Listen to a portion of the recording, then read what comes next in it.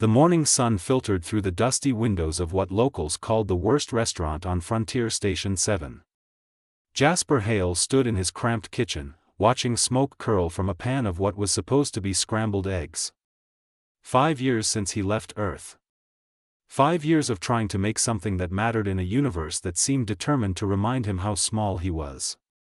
The station housed 3,000 colonists, most of them mining engineers and terraforming specialists who survived on nutrient paste and recycled water. His restaurant was an anomaly, a foolish dream that charged double for real food that half the time turned out mediocre at best. The front door creaked open despite the closed sign hanging crooked in the window. Jasper turned off the burner and walked into the dining area, ready to turn away whoever had ignored his hours. A figure stood in the entrance, wearing a traveling cloak that looked far too expensive for this rundown section of the station. The fabric shimmered with threads that caught light in ways fabric shouldn't. She kept her hood raised, face hidden in shadow. Jasper wiped his hands on his stained apron and cleared his throat. "We open at noon. You can come back then if you want lunch." The voice that emerged from beneath the hood was soft but carried an unusual resonance, like two tones layered together. "I am not here for food. I need you to teach me your craft." He raised an eyebrow and leaned against the counter. "My craft is burning eggs and disappointing customers." "You sure you want lessons in that?" The figure moved closer and Jasper noticed the way she walked, too controlled, as if she had to think about every step. "I am serious. I can work without payment. I will clean your establishment, prepare ingredients, whatever labor you require. Simply teach me to cook." Jasper studied the cloaked stranger carefully. Something felt wrong about this whole situation.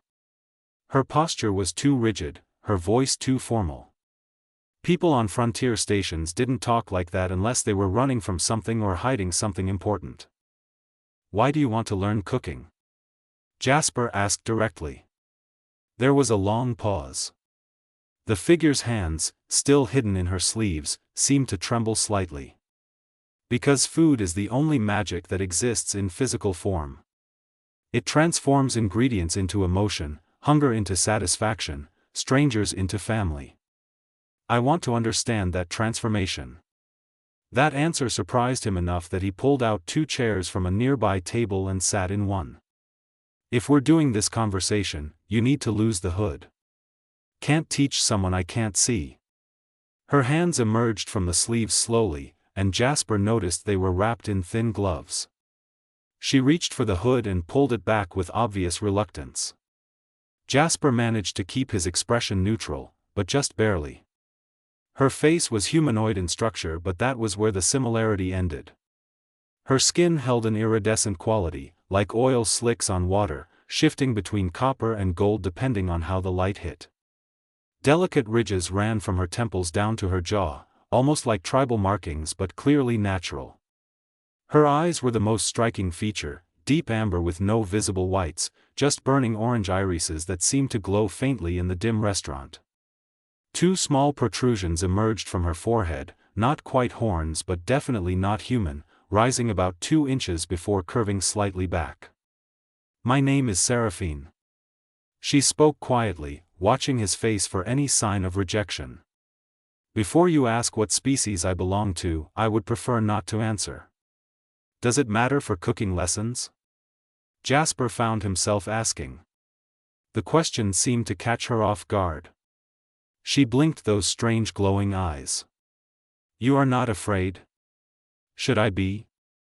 "You look different, sure, but I spent 3 years in the merchant navy.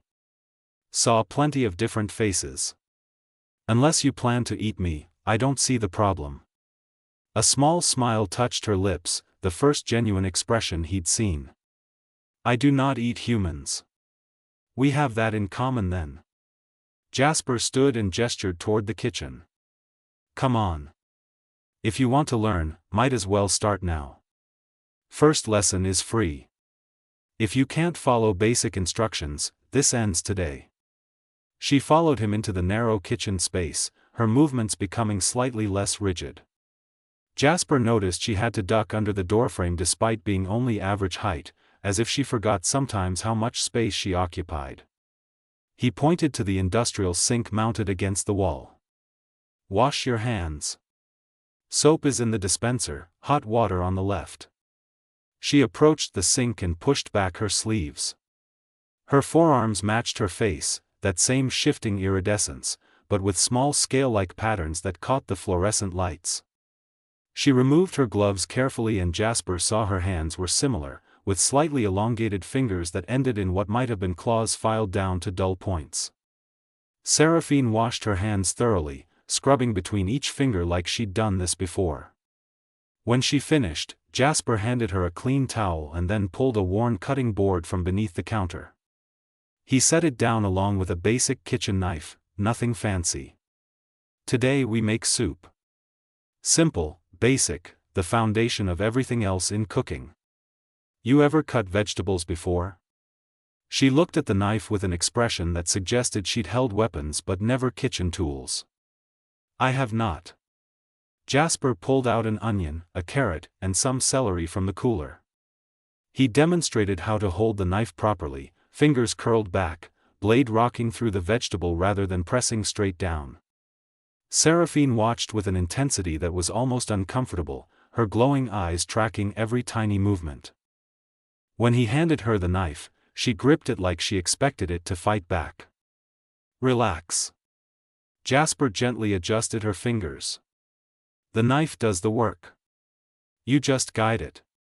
She tried again and the cut was clumsy but acceptable. As she worked on the onion, Jasper noticed something strange. The cutting board beneath her hands was developing dark spots, not burning exactly but definitely heating up. "You run hot?" he asked casually, not wanting to make her self-conscious. Seraphine froze mid-cut. She looked at the darkened board and then at him. "Is that problematic?" "Might be useful actually. Half my problems come from food cooling too fast." "Keep cutting. We need 3 onions total." They worked in silence for several minutes. Seraphine's technique improved slowly with each slice. She made mistakes, had to restart twice when the pieces came out too uneven, but she never complained or showed frustration. Just focused harder. Jasper found himself explaining more than he intended, talking about how different vegetables released different flavors when exposed to heat, how timing mattered more than fancy ingredients, how patience produced better results than rushing. When she finished the onions, he showed her how to heat oil in a large pot, how to listen for the right temperature before adding ingredients. "Watch the color change." Jasper pointed as she added the onions. "When they turn translucent, that means the cell walls are breaking down, releasing sugars. That's when you add the next layer." The kitchen filled with the smell of caramelizing onions. Seraphine leaned over the pot, studying the transformation with childlike wonder. "This is alchemy. More like chemistry, but yeah, sometimes it feels like magic." He handed her a wooden spoon. "Stir gently. Don't let anything stick to the bottom." As she stirred, her hood fell back completely. Jasper got a better look at those horn-like protrusions. They had an almost crystalline quality, catching and refracting light in ways that shouldn't be possible. They spent the next hour building the soup layer by layer. Vegetables, broth made from powder because fresh stock was expensive, dried herbs from earth that cost him more than he wanted to admit. Each step required explanation and demonstration. Seraphine absorbed every word, asked intelligent questions that showed she understood the principles behind the process. When the soup finally simmered with all ingredients combined, Jasper ladled portions into 2 plain white bowls. He handed one to Seraphine and kept one for himself. "First rule of cooking. Always taste what you make. How else will you know if it's right?" She held the spoon carefully, like it might break. Brought it to her lips and sipped. For a moment, she just stood there, perfectly still. Then tears started rolling down her cheeks, leaving faint trails that glowed briefly before fading. Jasper set down his bowl. "Is something wrong?" Did I mess up the seasoning?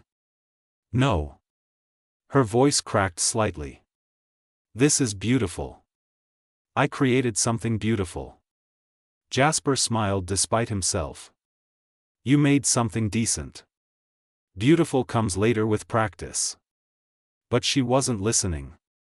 She took another careful sip, and Jasper realized this meant something far more significant to her than just soup.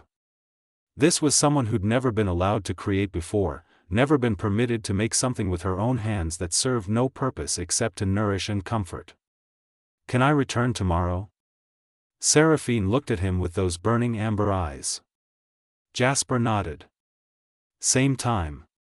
And Seraphine, ditch the cloak. That thing will catch fire around the stove.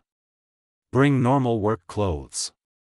She smiled then, really smiled, and despite all the features that marked her as alien, the expression was completely genuine and human in its joy. I will come prepared.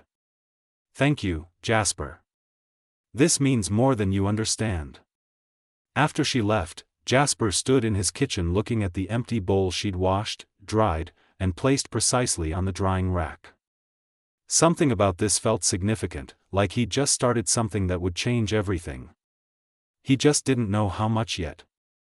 6 weeks transformed his kitchen into something resembling organized chaos. Seraphine arrived every morning at dawn, wearing simple work tunics that covered most of her iridescent skin but left her arms free to work. She attacked each lesson with focus that bordered on obsession, filling a leather journal with notes written in a script Jasper couldn't read. The breakfast rush had become manageable with her help, and customers had stopped complaining about slow service. The morning rush had just ended when disaster struck. Seraphine carried a full tray of dirty dishes toward the kitchen when her foot caught on an uneven floor panel.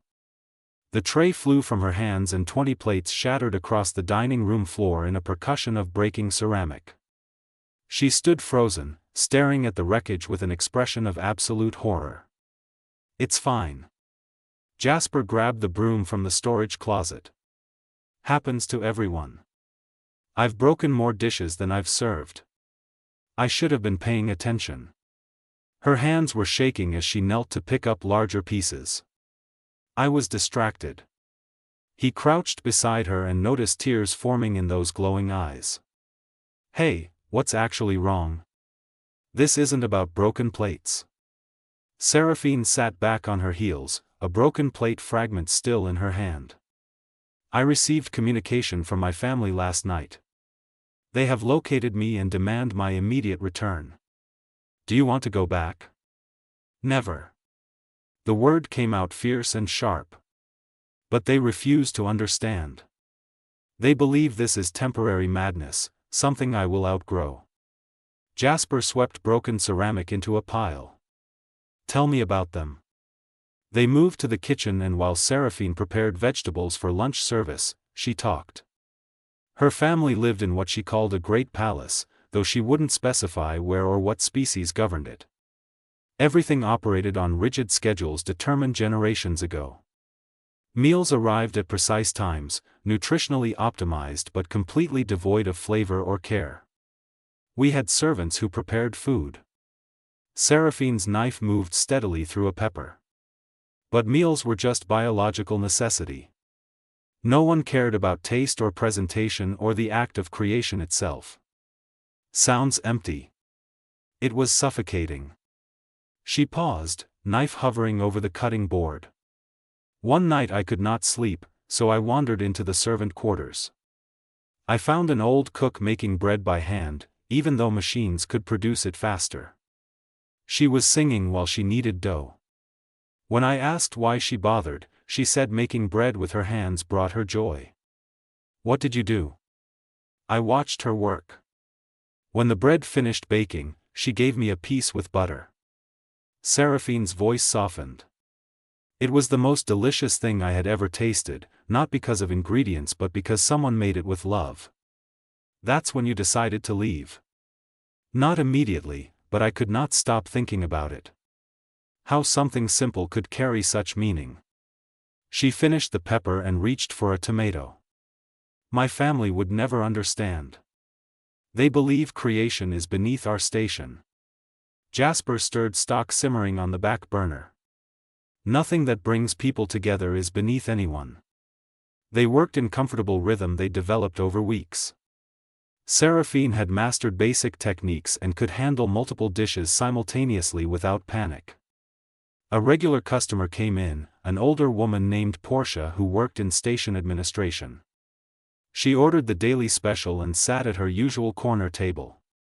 "Let Seraphine make it," Jasper said quietly. Seraphine's eyes widened. "Alone? You know the recipe. You have made it dozens of times. Trust yourself." Seraphine took a deep breath and nodded. Jasper watched as she gathered ingredients, her movements deliberate but confident now. She heated the pan, added oil, started building flavors exactly as he'd taught her. Every step was careful and thoughtful. 20 minutes later she carried the finished dish to Portia's table herself, setting it down with hands that trembled slightly. Jasper watched from the kitchen doorway as Portia took her first bite. The older woman's expression changed, softening into something like contentment. She ate slowly, savoring each forkful. When she finished, she called Seraphine over. That was exceptional. Different from Jasper's usual preparation but just as good. Maybe better. Seraphine looked back at Jasper, who gave her an encouraging nod. She returned to the kitchen with tears streaming down her face again, though this time she was smiling. She enjoyed it. She loved it, because you made it for her, not just to complete a task. The afternoon prep went smoothly. Seraphine was chopping fresh herbs when she asked quietly, "Do you have family, Jasper?" He'd known this question would come eventually. "Not anymore. Parents died in a transport accident when I was young. My grandmother raised me until she passed. No siblings, no wife, no children. That is why you have this place." It wasn't a question. "Yeah. The restaurant is my family now. The regulars, even the difficult customers. They all matter. I wish my family understood that finding your own purpose is not betrayal. Maybe they're scared. Change frightens people, especially when someone they care about chooses a completely different path. They are not scared." Seraphine's voice held an edge he'd never heard before. "They are disappointed that I am not what they tried to shape me into." Before Jasper could respond, his prep cook Rita burst through the back door. "Jasper, someone outside is asking about Seraphine. Big guy, fancy clothes, looks ready to start trouble."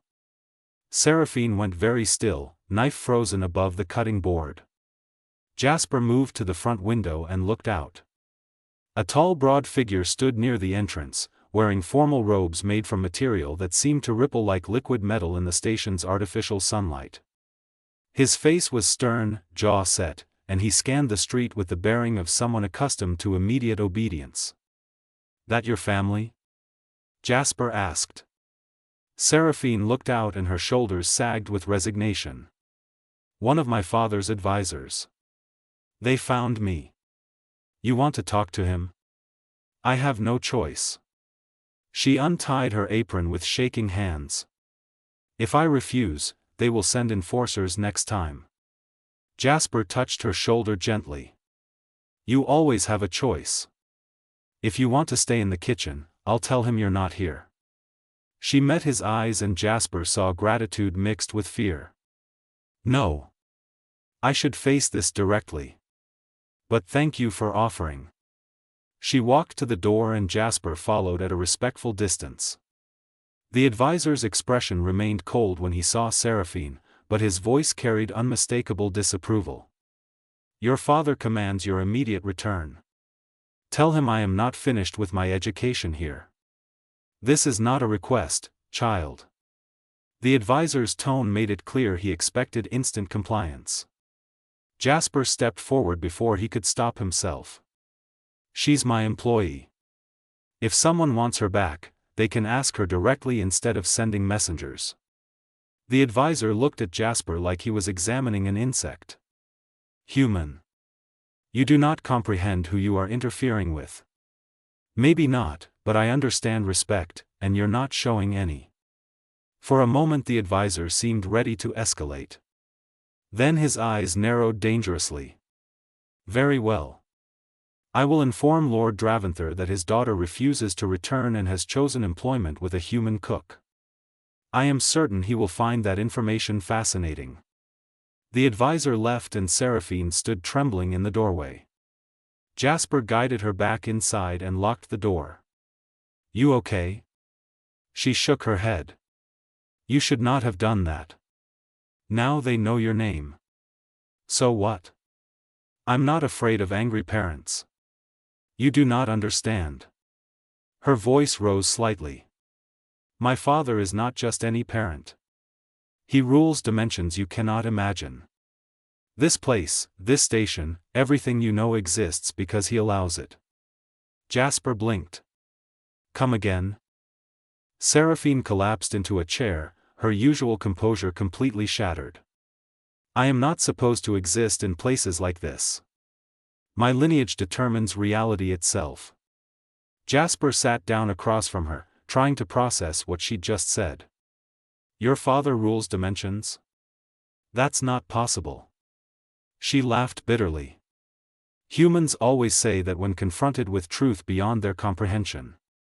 My father is sovereign of the eternal flame, one of 7 beings who maintain the fundamental structure of existence. My mother commands the space between spaces, the void where possibilities wait to become real. Jasper leaned back in his chair. If that's true, why are you here washing dishes in a failing restaurant? Because I am the disappointment. Seraphine's glowing eyes fixed on him. I am supposed to inherit authority over reality itself, to shape worlds and command cosmic forces. Instead, I wanted to learn cooking. You can see why they believe I am insane. Jasper processed this information carefully. So when you said your family lived in a palace, you meant an actual cosmic palace. The palace exists between dimensions, a structure that occupies all realities simultaneously.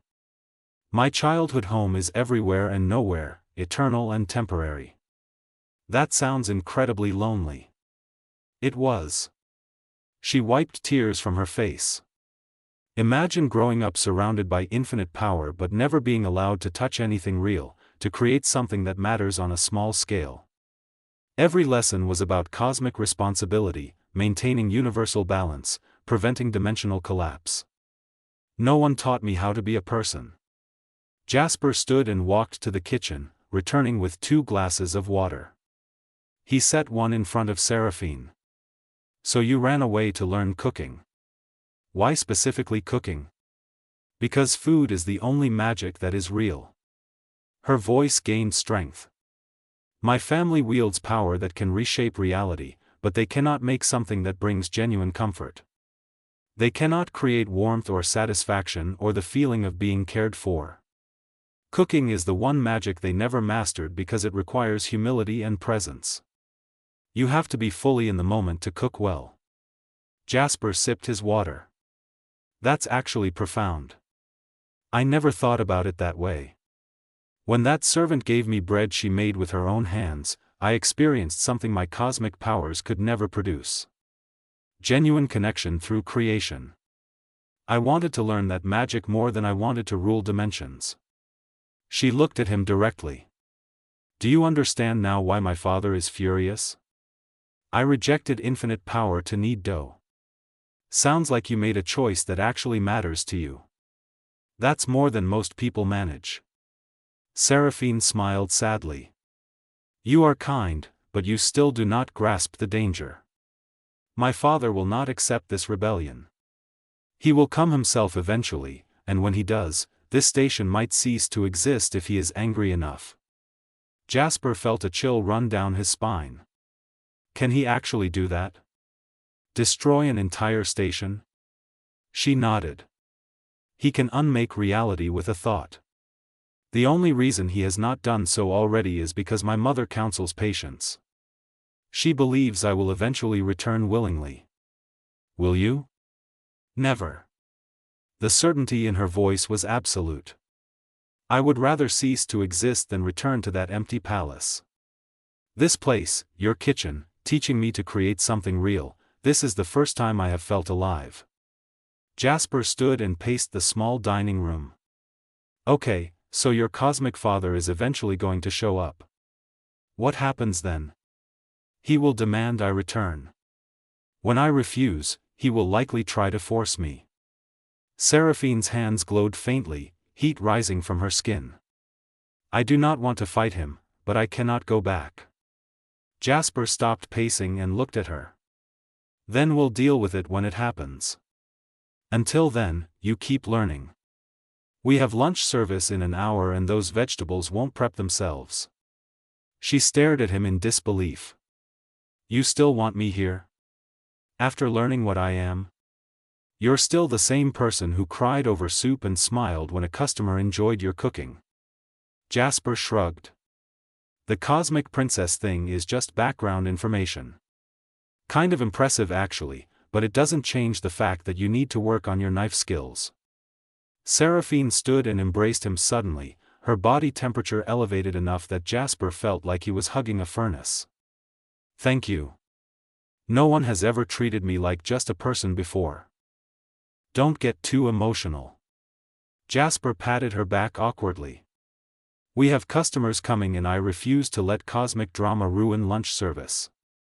She laughed through tears and released him.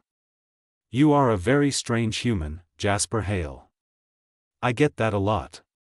Come on, those tomatoes won't dice themselves. They returned to the kitchen and fell back into their familiar rhythm. Seraphine's hand still trembled slightly but her knife work remained precise. Jasper found himself wondering what it would be like to meet a being who could unmake reality with a thought. As they worked, Seraphine told him more about her world. How her siblings embraced their cosmic duties without question, how she'd always been seen as defective for wanting to experience life on a smaller scale. Her brother commanded stellar formation, her sister shaped planetary consciousness. Meanwhile, Seraphine wanted to learn to make pasta from scratch. Do they hate you for leaving? She considered the question carefully while mincing garlic. They do not understand enough to hate. They pity me, which is worse. They believe I am broken, incapable of grasping my true purpose. Maybe they're the broken ones. Jasper seasoned a pan. If they can't understand why someone would want to create something personal and meaningful, they're missing something fundamental about existence. That is what I have been trying to tell them for centuries. Seraphine paused. Wait, centuries? You said centuries? She looked uncomfortable. I am significantly older than I appear. My species measures lifespan differently than humans. How old are you exactly? 472 years by human calculation. Though I appear approximately your age. Jasper nearly dropped the pan. You're almost 500 years old? And you're just now learning to cook? We age slowly. Her face flushed slightly, the iridescence darkening. And yes, it took me this long to find the courage to leave.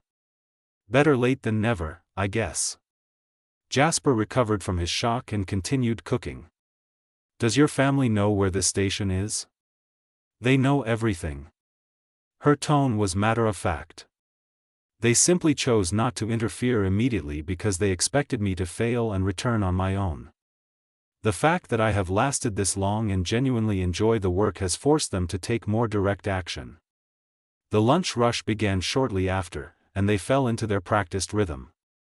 Seraphine handled 3 orders simultaneously while Jasper managed 4, their movements synchronized from weeks of working together. Customers complimented the food, several asking specifically for dishes Seraphine had prepared. When the rush ended and they cleaned up, Seraphine seemed lighter, almost happy. This is what I want. Moments like this, where creation and service merge into something meaningful. Not commanding cosmic forces from some sterile palace. Jasper wiped down the counter. I get it. Sometimes small moments matter more than grand destinies. She smiled at him, and despite everything he'd learned, she was still just a student proud of mastering her craft. As evening approached and they prepared for dinner service, Jasper realized he'd made a decision without consciously thinking about it. Whatever happened when her father showed up, whatever cosmic confrontation waited in their future, he wouldn't abandon her. She'd found something real here, something that mattered to her, and he'd be damned if he let anyone take that away without a fight, even if that someone could theoretically unmake reality itself. Seraphine noticed him staring and raised an eyebrow. Something wrong? Just thinking that teaching you to cook might be the most important thing I've ever done. She laughed softly. Teaching me gave my existence meaning. I should be thanking you. They both smiled, and for that moment, the threat of cosmic intervention felt distant and manageable. Just two people in a kitchen, creating something that mattered, one dish at a time.